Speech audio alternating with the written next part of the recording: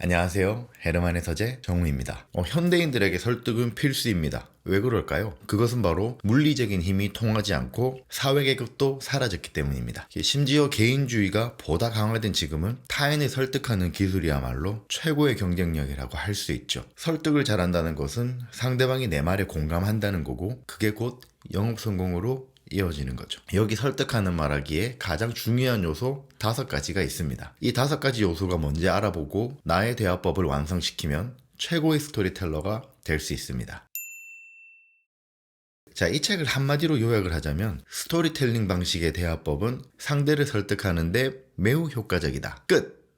이렇게 말하면 너무 짧죠? 조금 더 풀어서 이번엔 3마디로 요약해 보도록 하겠습니다. 비즈니스 세계에 몸담고 있다는 것은 일상적으로 무언가를 판다는 것을 의미하는데요. 두 번째, 판매가 자본주의 사회로 움직이는 동력이라면 이야기는 인간의 마음을 움직이는 동력이라는 거죠. 이런 이야기에는 효과적인 스토리텔링의 요소들이 들어가야 상대를 설득할 수 있습니다. 그렇다면 효과적인 스토리텔링 요소들만 알 수 있다면 우리가 좀 더 좋은 이야기를 만들어서 내가 상대를 성공적으로 설득해서 우리가 원하는 결과로 만들 수 있겠죠? 그럼 이제부터 효과적인 스토리텔링의 요소 5가지를 같이 알아보도록 하죠. 성공적인 스토리텔링의 첫 번째 요소는 열정입니다. 모든 설득력 있는 이야기에는 화자의 열정을 청자에게 전달해 청자가 흥미를 느끼게 한다는 그런 공통점이 있습니다. 상대방이 내 이야기에 관심이 없다면 내 이야기는 아무런 의미가 없기 때문이죠. 유튜브 썸네일이 대표적인데요. 그 썸네일에서 사람들이 흥미, 즉 열정을 끌어들여야 영상을 클릭하게 만들 수 있다는 거죠. 이런 스토리에 열정이라는 요소가 없다면 내가 아무리 말을 하고 싶어도 들어줄 사람 자체가 없으니까 이야기는 성립할 수 없게 되는 겁니다. 성공적인 스토리텔링의 두 번째 요소는 영웅인데요. 이 영웅이란 상대가 내 이야기에 관심을 기울였다면 이제 이 이야기를 이끌어 나갈 인물이 필요하잖아요. 매력적인 인물을 만들었다면 어느새 상대방은 이 인물에 감정이입을 하게 될 겁니다. 결국 상대방이 스스로를 영웅으로 느끼게끔 만드는 게 이 핵심이죠. 유튜브에 대입하면 제가 오늘 설명하는 이걸 여러분이 실천하면 여러분도 성공하게끔 느끼게 만들 수 있다는 거죠. 그러면 이 영상의 영웅은 제가 되는 거고, 이 영상이 성공적이라면 여러분들이 저한테 감정이입을 해서 제가 여러분이 될 수 있게끔 느끼게 만든다라는 거예요. 그런데 그냥 영웅만 있으면 설득력이 떨어집니다. 쉽진 않지만 극복할 만한 문제가 있어야 하는데요. 성공적인 스토리텔링의 세 번째 요소는 바로 악당입니다. 매력적인 인물을 만드는 가장 중요한 요소는 바로 악당인데요. 이 악당은 특별한 문제가 될 수도 있는 모든 방해 요소를 의미하는 거기 때문에 꼭 빌런, 사람이라고 할 수는 없어요. 문제가 될 수도 있다는 거죠. 하지만 이 방해 요소가 너무 강하면 안 되고 극복 가능해야 되거든요. 너무 강해지면은 이 무기력함을 느끼게 되고 포기하게 되는 경향이 생기기 때문이에요.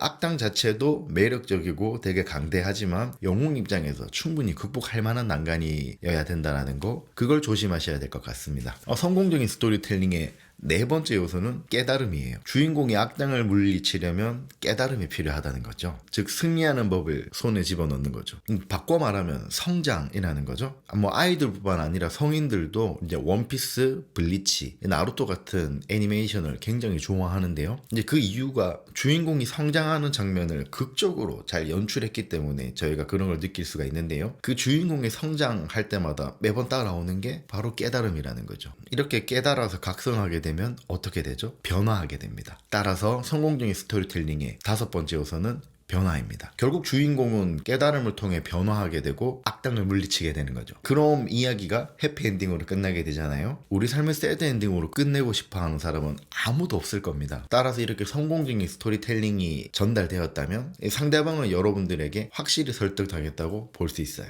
무엇보다 설득의 대상은 다양한데요. 심지어 게으르고 의지박약한 우리 자신도 셀프 설득의 대상이 될 수 있습니다. 가령 오늘 하루 1시간의 책 읽게 만들기 위해 스스로를 설득한다고 해보죠. 쉽지 않을 건데요. 제가 오늘 알려드렸던 이 5가지 요소를 대입시켜서 여러분 오늘 1시간 책 읽게 만들어 보면 어떨까요? 작가에 대해서, 저자에 대해서 좀 이야기해 보려고 하는데요. 성공하고 나서 책을 쓰는 사람보다 성공한 척 책을 써서 그 덕분에 성공한 사람들이 꽤 많은데요. 이제 이런 방식을 들키게 되면 우리는 이런 저자들을 사기꾼처럼 좀 바라보는 경향이 있어요. 그런데 저는 좀 다르게 생각하거든요. 이 사람이 성공을 했던 안 했던 그가 들려주는 이야기가 그럴 법하다면 담아두는 편이 좋다고 생각하게 됐어요. 어차피 세상엔 정답이 없기 때문에 지금은 사기꾼처럼 여겨지는 저자의 주장에 1g이라도 건질 게 있다면 이렇게 주머니에 보관하시면 좋을 것 같아요. 이 책의 저자가 어디서 뭐라고 있는지 구글링을 해도 잘 안 나오더라고요. 그래서 이제 중간에 손 놓고 말았던 핑계이긴 한데, 어쨌든 저는 이런 태도가 되게 중요하다고 생각합니다. 세이노의 가르침의 저자 세이노는 부자 아빠 가난한 아빠의 저자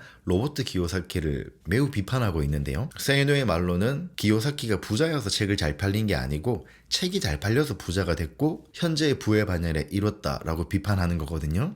일종의 사기라는 거죠. 저도 이런 의심을 가지고 있었기 때문에 이런 성공에 관한 책을 덩달아서 좀 의심 많이 했고, 따라서 자기계발서를 되게 멀리 하는 편이었어요. 자기계발서는 다 사기꾼이 쓴 것 같고 다 그 말이 그 말 같더라고요. 그런데 지금 저의 이런 생각, 태도를 가지고 보니까 좀 생각이 달라지더라고요. 자기계발서도 많이 읽으면 책을 알아보는 안목이 많이 성장하거든요. 웨이트 트레이닝과도 크게 다르지 않더라고요. 하면 할수록 나의 잘못, 그런 안 좋은 것들이 더 잘 보인다는 거죠. 따라서 최근에 저는 자기계발서의 저자가 누구인지는 이제 크게 신경 쓰지도 않고요. 놓쳐도 되는 내용은 적당히 놓치고, 신박한 솔루션이 있다면 그거 하나를 반드시 찾아내서 실제로 테스트하는 쪽으로 변화했다고 볼 수 있어요. 이런 방법이 맞다 틀리다를 논하기는 힘들 건데요. 여러분이 자기계발서에 대한 태도를 지금보다 조금 더 수용적인 태도로 바꾸는 데에는 크게 도움이 될 거예요. 이번 영상이 유익하셨다면 좋아요, 구독, 알림 설정 부탁드려요. 헤르만의 서재 정우였습니다.